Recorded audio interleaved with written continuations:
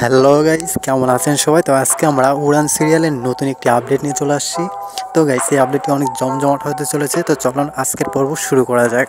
আমার এই ভিডিওতে যদি কোনো লুচ্চা বান্ধবী থেকে থাকো বা লুচ্চা মেয়ে থেকে থাকো, তাহলে আমার ইমো নাম্বারটি অ্যাড করে নেবা। আর যাদের পম বড় তারা অ্যাড করে নেবা অবশ্যই। ইমো নাম্বার দেওয়া আছে। তো রাত্রে তোমাদের সঙ্গে অনেক কথা হবে, অনেক বার্তা হবে। তো চলো আজকের ভিডিও শুরু করা যাক। তো আমরা এই পর্ব দেখতে পারবো যে মহারাজের উপর অভিমান করে পূজা দিদি সেই বাসা থেকে চলে আসছে বাহিরে তার মার বাসায় যাবে বলে।